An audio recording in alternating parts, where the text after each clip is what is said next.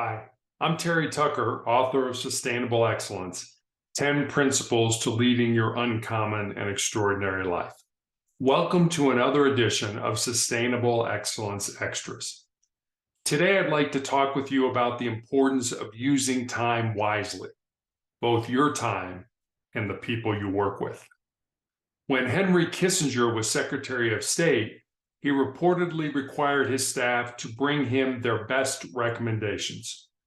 He would then take them, table them for 48 hours, and send them back with the question, is this the best you can do? And they'd say, well, no, we might think it through a little more, we might document it a little bit better, and we might present other alternatives and identify the consequences in the event that the people don't take our recommendations.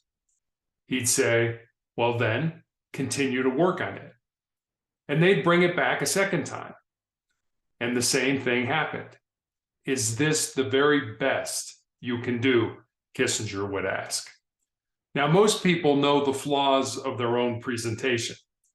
So the principle of completed staff work gives them the responsibility to identify their own flaws and correct them, or at least identify them and suggest some measures for dealing with those flaws.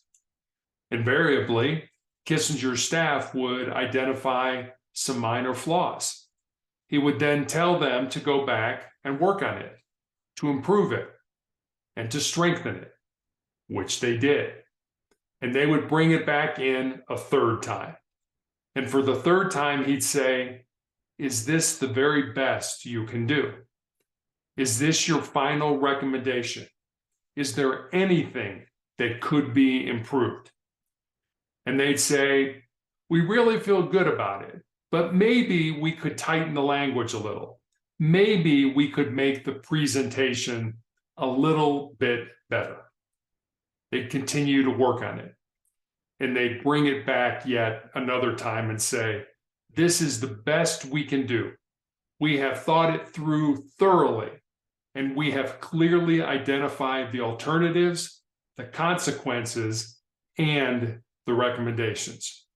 We've also outlined the plan of action to carry out in every detail, and we've got it in final form. We're now convinced that you can present it in full confidence. And Kissinger would say, good, now I'll read it.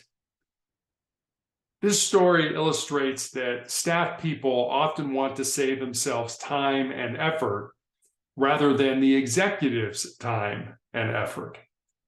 Yet his or her time is worth so much more than the staff's time, which is all the more reason for the executive to get the very best distilled thoughts from their staff as quickly as possible. It's amazing to me how many people complain about being so busy and never have time to get things correct in the first place, but always seem to have enough time to redo an assignment.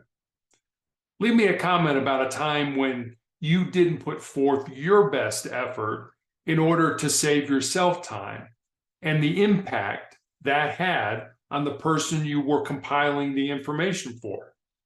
Did it come back to you to redo? Did the person receiving the information make their own changes?